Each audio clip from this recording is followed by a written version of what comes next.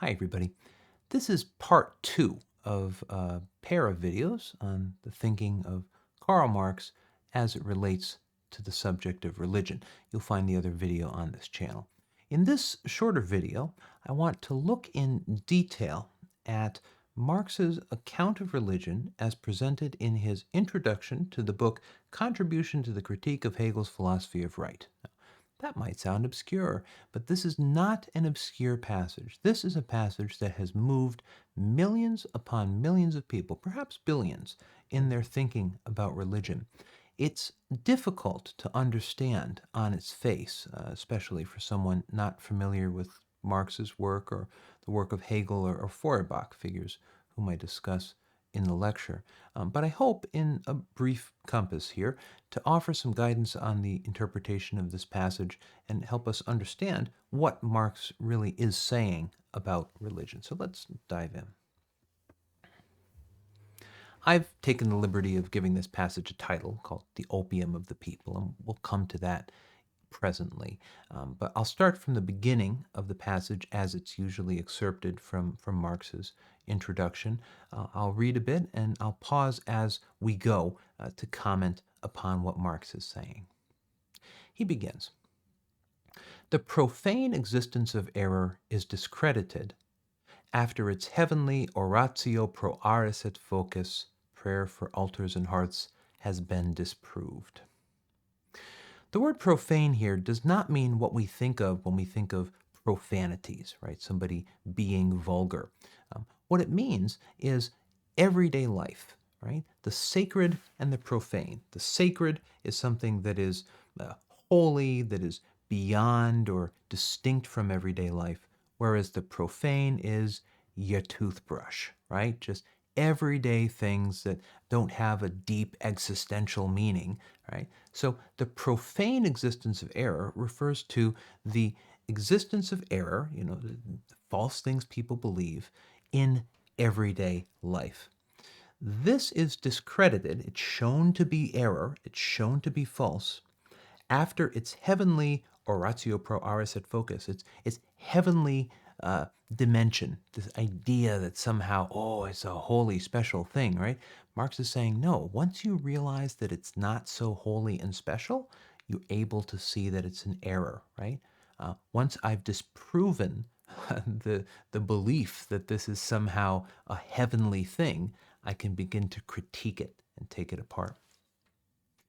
Man, who looked for a superhuman being in the fantastic reality of heaven and found nothing there but the reflection of himself, will no longer be disposed to find but the semblance of himself only an inhuman being, where he seeks and must seek his true reality. That is an impossible sentence to understand unless you know a little bit about Feuerbach. Now, refer to the lecture that I mentioned at the beginning if you want to have a fuller account of Feuerbach, but we can say briefly this. For Feuerbach, God is a projection. Think about a projector, right? You have a projector, there's an image, kind of these days digitally, that is projected onto a screen, right? It's larger than life. A huge image comes out of a very small space. What Feuerbach thinks is that we as human beings have certain ideals, right? Certain strengths, goodness, truth, beauty, justice, all of these things. We imagine these things in their perfection. We attribute them to a being outside of ourselves, a being called God, and then we project that out and say, oh, those things don't belong to us. Those belong only fully to God in their perfection, right? So man looked for a superhuman being in the fantastic reality of heaven, right? That's the whole history of religion for Marx, and found nothing there but the reflection of himself. Someone's read Feuerbach. So now I know that this superhuman being is not real. I've read my Feuerbach. I realize that what we call God is just a reflection of myself. It's a projection of my own human qualities. A person who's done that, who's read Feuerbach, will no longer be disposed to find but the semblance of himself, only an inhuman being, where he seeks and must seek his true reality. In my everyday life, right? If I'm religious, Maybe I go through life saying, oh, well, I give the glory to God. I give it up to God, right? Myself, I'm nothing. I don't have any value in myself. I'm merely a creature of God. What Marx says is once you realize that this being we call God, doesn't exist, right? It's just a projection of ourself, you'll stop putting yourself down. And you'll stop saying, oh, I could never, oh, I'm so imperfect, I'm so sinful. You'll stop doing that. And you'll begin to seek your true reality, to realize yourself, right? Um, in your real everyday life. You won't kind of be waiting for heaven or deferring to God. So this is the beginning of what Marx will eventually call the revolution, right? The basis of irreligious criticism is man makes religion, religion does not make man. Religion is the self-consciousness and self-esteem of man who has either not yet found himself or has already lost himself again. So we made God. We often say God made us. God created us. He is the creator, right? Marx says, other way around, right? We made up the idea of God in our own image. I mean, there's some intellectual precedent for that in the history of ideas, looking back to Greek and Roman thought. But once we realize this, then we'll realize that religion is the self-consciousness and self-esteem of someone who believes in God, right? So if I believe in God and I'm religious, I think that there's really something out there called God and I'm a sinful mere creature, right? Then I don't have any self-esteem. I don't have any self-consciousness. I'm not fully aware of who I really am. I'm a human being with dignity who can achieve great things, right? So I need to find that self-consciousness and self-esteem in religion, in God, in some kind of system of thought. This means I have not yet found myself. I haven't realized my own potential, right, as a free and liberated being, or I've lost myself again. Maybe I've forgotten that, or I've retreated into religion at the end of my life. People often write books about religion in their 70s, right? Marx continues. But man is no abstract being encamped outside the world. Man is the world of man, the state, society. This state and society produce religion, an inverted world consciousness, because they are an inverted world, right? So when you think of man, and man here means human beings, he's not talking about male people, right? When you think of man, it sounds like something very abstract, humanity, something like that, right?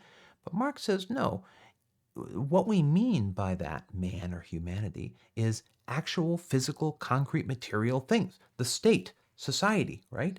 And that the state and society give rise to religion.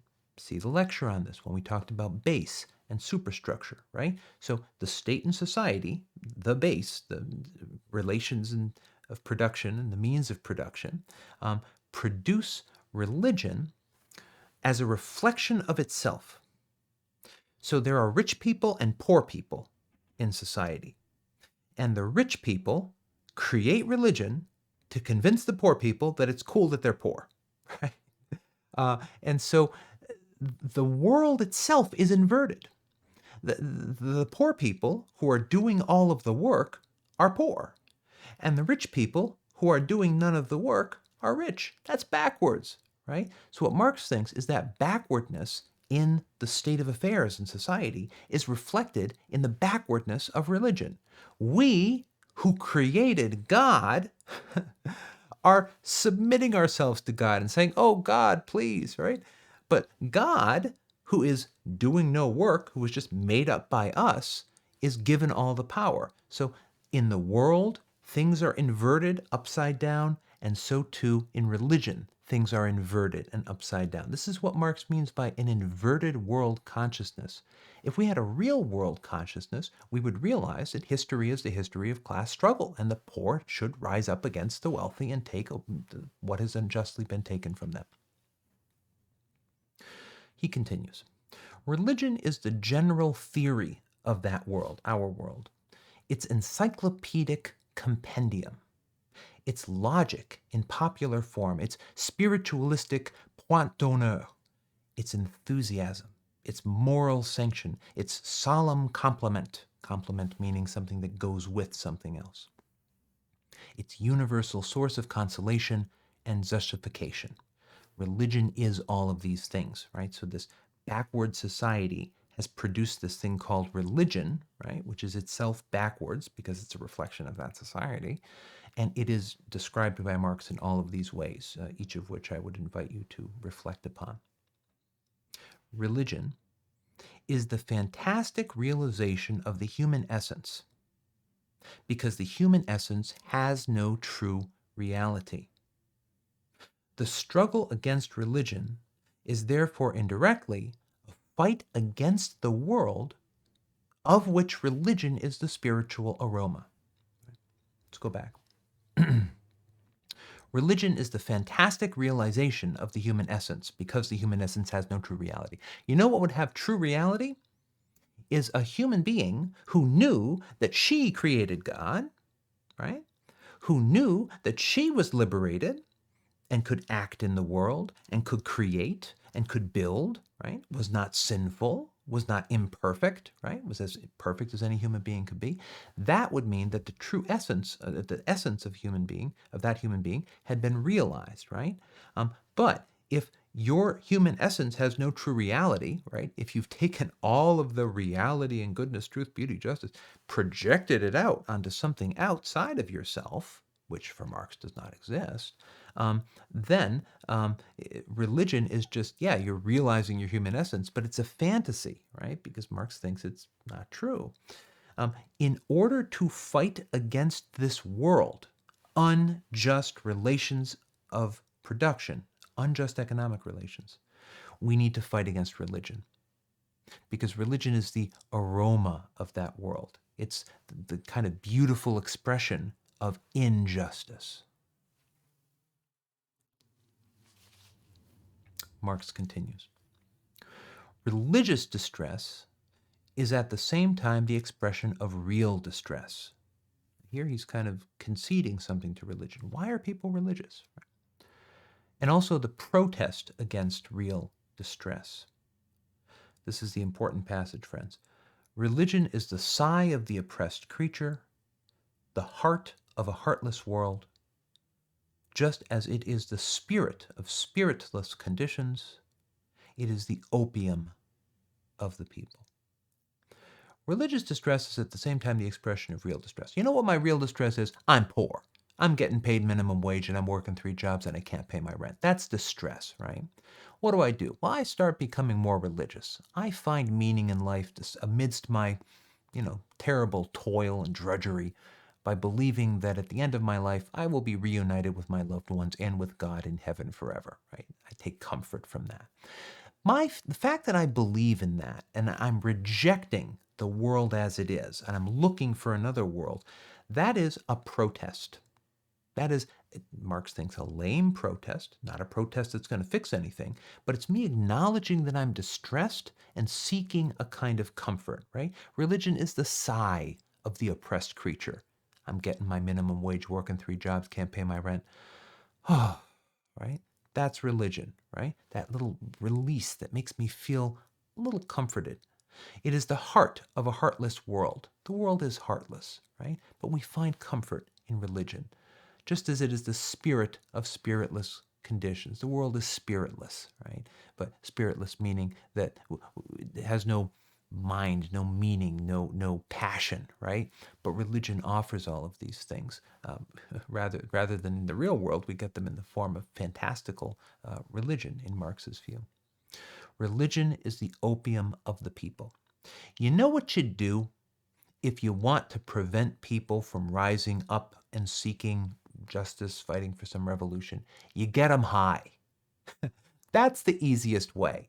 People who are high are not going to probably rise up against you, at least in the moment that they're high, right? And if you could provide a regular, consistent stream of narcotics for those people, they won't bother you. And you can go on doing what you're doing. Marx thinks religion is a drug. Religion is making you high, right? And you need to stop taking that drug if you want to have the energy and the mental acuity necessary actually to change your real circumstances rather than just imagining that they're changed. This is basically the matrix, folks. You got to take the red pill, right? Red pill. To abolish religion as the illusory happiness of the people, Marx continues, is to demand their real happiness. The demand to give up illusions about the existing state of affairs is the demand to give up a state of affairs which needs illusions. Let's go back to the first sentence here. We're moving quickly. Religion is the illusory happiness of the people. I'm working my minimum wage job 3 times, can't pay my rent, right? I take comfort in religion. In fact, you know what? I'm genuinely happy. I'm happy with my circumstances.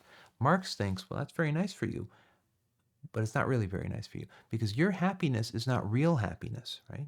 Your happiness is an illusory happiness because you're expecting to be reunited with your loved ones, with God in heaven forever. They don't exist, says Marx. It's an illusion, right? You know what would make you happy? Living in a decent home, in a community with other people where you're not exploited, where you're respected, where you're treated like a full human being. That's your real happiness. And your illusory happiness is preventing you from seeking your real happiness. The demand to give up illusions about the existing state of affairs is the demand to give up a state of affairs which needs illusions. You know what's a state of affairs that needs illusions? Being ruthlessly exploited. So if you're ruthlessly exploited, guess what? You need illusions because you're suffering, right? If you're in terrible physical pain, you might need narcotics, right? Because you're suffering. But the solution is not to just ensure that you have a lifelong stream of narcotics. The solution is to heal from your physical suffering so that you no longer need to have narcotics. Right? Continuing. The criticism of religion is therefore in embryo the criticism of the vale of tears. Vale means valley, right? This is a reference to the biblical image, the walk through the valley of death, the valley of tears. The halo of which is religion.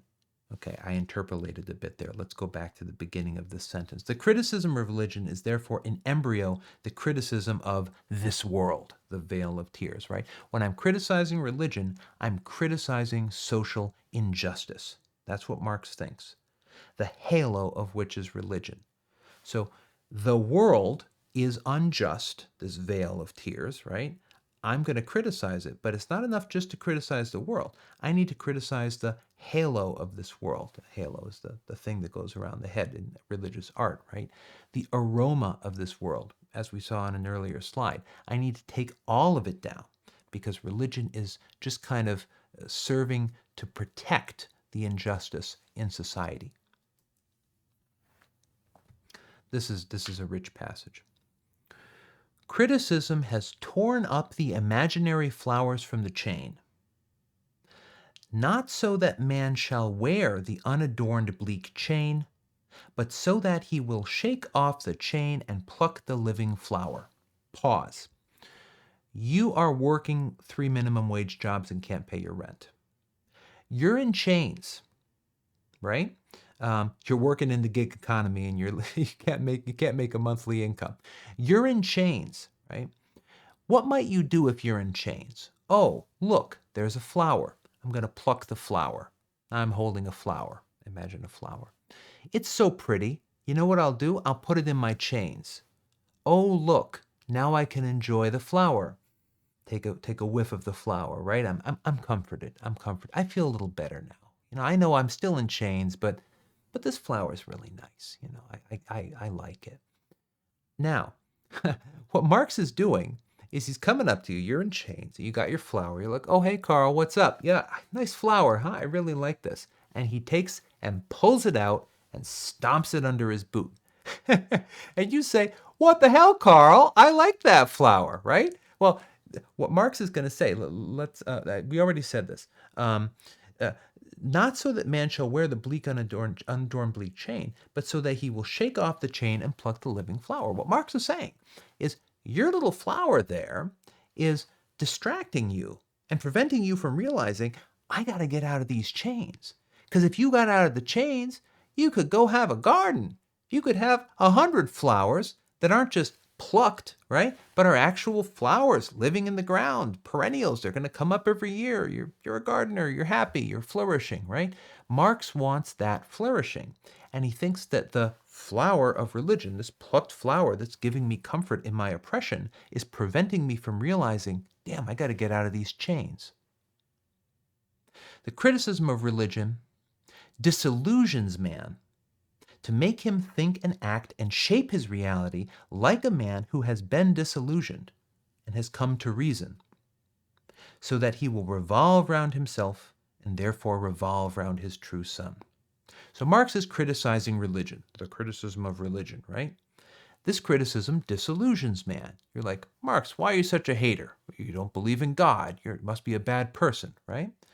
But what the goal is here, he says, is to make the person who is religious, who is affronted by this, right? Make that person think and act and shape his reality like a man who has been delusioned and has come to reason. Marx is trying to wake you up. You're gonna be woke. You're gonna realize, or a loaded phrase these days, you're gonna realize that what you thought was true was an illusion, that you're actually in chains, and that there is a proven method, communism, by which you can get rid of your chains, right? You've come to reason. And now, instead of revolving around the sun that is God, I'm focusing on God all day, I'm giving my best to God all the time, right? You are going to revolve around yourself. You're going to look to yourself for your goodness, truth, and beauty and justice. You're going to look to your fellow human beings for those qualities. You're going to celebrate those qualities in your fellow human beings. You're no longer going to ascribe those qualities to an illusory being outside of yourself called God. Religion, he continues to conclude this passage, is only the illusory sun which revolves round man as long as he does not revolve round himself. If I am not revolving round myself, if I am not, and it doesn't even have to be an egotistical thing, right? If I, as a flourishing natural human being, right, am not aware of my own potentials and capacities and seeking to exercise those to the full, that is, revolving around myself, then I'm going to be revolving around something else. And for Marx, this is religion, the illusory system that keeps me in my chains. We're getting to the denouement here, the conclusion. The task of history, therefore, once the world beyond the truth has disappeared, is to establish the truth of this world. The world beyond the truth is heaven, the eternity in which God dwells, right? Formerly, I was affixed on that world, right? But now I'm going to be interested in this world. I'm going to be interested in getting those chains off. I'm going to be interested in everyday human flourishing in visible and measurable ways, right? This is the new task of history. The task of history is not to realize the kingdom of God, right? An outside being kind of coming into the world. The task of history is to realize our own potentials. The immediate task of philosophy, which is at the service of history, this is the good philosophy, the critique that Marx engages in. Once the holy form of human self-estrangement has been unmasked, is to unmask self-estrangement in its unholy forms. Translation. The holy form of human self-estrangement is to be separated from yourself. The holy form is God is the only reality, and I, as a human being, am a mere dirty rags in the presence of this divine being, right? I'm separated from my own highest qualities. Remember, we're going back to the idea from Feuerbach, right? That God is nothing but a projection of our own qualities. I've unmasked that, though. I'm Karl Marx, right? I've shown that God is only a projection of ourselves. Philosophy has done its work, but now I need to unmask, I need to expose that same kind of injustice, right, in the economy. So just as human beings, give all the credit to God and think of themselves as nothing, so too does the proletariat, the workers, give all the credit to, I don't know, Jeff Bezos and Elon Musk. Sorry, guys, if you're watching. But they give all the credit to the wealthy, the owners, the entrepreneurs, right? And think of themselves as nothing. Marx thinks this dynamic needs to end. Thus, the criticism of heaven turns into the criticism of earth, the criticism of religion into the criticism of law, and the criticism of theology into the criticism of politics. Once I've taken down, i.e., once I have criticized, I've engaged in a critique of heaven, religion, theology, all those out there things, then, having done away with that, now I'm positioned to do the real work, the work of this world, which is to criticize the earth, law, politics, right? Eventually, economics, society. I can now work for social justice, right? Because I have removed this kind of heavenly oratio, or what was it? Oratio aris et focus. I'm forgetting the Latin term, right? But I've removed this kind of heavenly bouncer for the injustices of the world, and now I can address those injustices directly. I believe this is our last slide. Yes, it is. Last slide. The weapon of criticism. This is what Marx is doing here. He's criticizing religion. He's engaged in critique. The weapon of criticism cannot, of course, replace criticism by weapons. Material force must be overthrown by material force. So Marx is willing to allow that there needs to be a physical revolution as well as a revolution of thought. But theory also becomes a material force as soon as it has gripped the masses. Right? So when people's consciousness has been raised, they know that God does not exist, number one, and that they're being exploited, number two. That will have an effect, Marx thinks. That will lead to physical revolution. German theory proceeds from a resolute positive abolition of religion. So German theory here refers to German philosophy, kind of what Marx is doing. I mean, he's writing in German, right? It proceeds from all that philosophy about law, politics, economics, and society. That proceeds from the positive abolition of religion. Only once religion is abolished can you do that other stuff. The criticism of religion ends with the teaching that man is the highest being for man. Hence, with the categorical imperative, term from Kant, to overthrow all relations in which man is a debased, enslaved, forsaken, despicable being. So any social relation that treats man as a debased, enslaved, forsaken, despicable being is to be repudiated, is to be overthrown.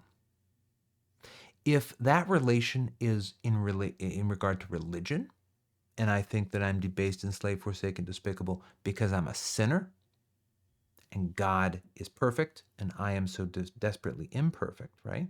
Marx thinks that needs to be overthrown. If that relation is not religious but economic, and I am merely a worker, and I think that the owner and all of those smart people that work up in the C-suite, they're where it's at, and maybe I'll get there one day, American dream, right? But I'm not there yet, and so I can't really stand up for much over here on the factory floor. That also needs to be overthrown, according to Marx. And these two things, according to Marx, criticism of religion and the criticism of economics leading to social justice, are the same and structurally the same.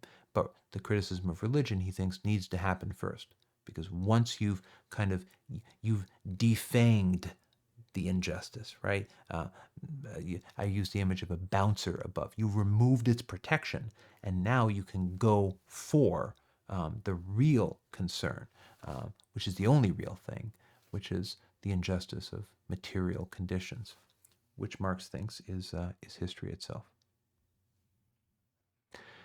Friends, thank you very much. I hope you have found this helpful. In this discussion of Marx's introduction from his contributions to the critique of Hegel's philosophy of right, I do not have, I should say, any political intent. I'm not telling you to be a Marxist. I mean, this passage has been criticized upwards and downwards and backwards and forwards, and it's also been upheld compellingly by many voices. My goal in this video has simply been to help us understand what it is that Marx is holding. I leave it to you to determine how you will judge and assess that. Thank you.